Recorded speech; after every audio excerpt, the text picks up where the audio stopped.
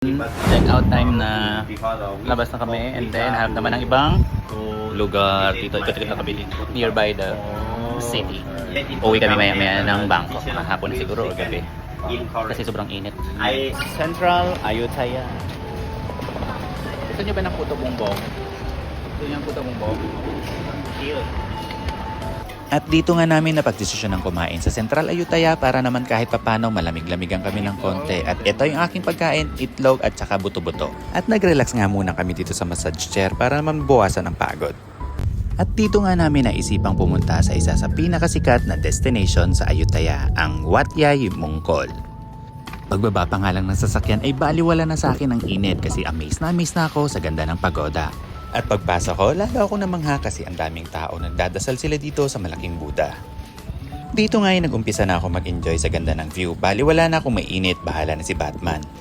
So amazing. Ang ganda ng ano, ang ganda ng pagoda. May Buddha. Tapos kitang-kita mo yung araw. Doon nasa gitna na yung araw. Ang ganda ng Ayutthaya.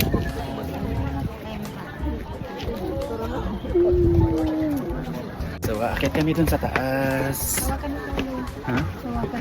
Bakit? Historical 16th century pa ito na view. Oo, talaga ba?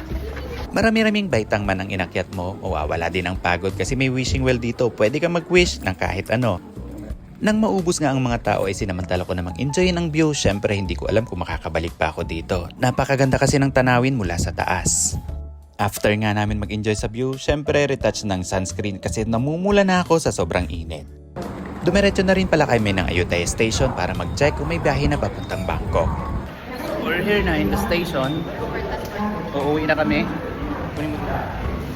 Uwi na. Bibili na kami ng ticket. Uwi ang time na. Tapos ang pagpapa-ATM, nog-nog na. Uwi ang time na.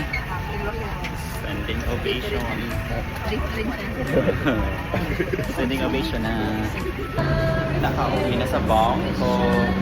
Ang mga las cuatsera. Fairness, nakapunta kami ng malayong lugar. 20 lang ang pamasahe. Malayo na din yun.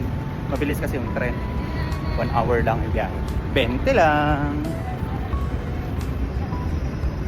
Itim ko oh.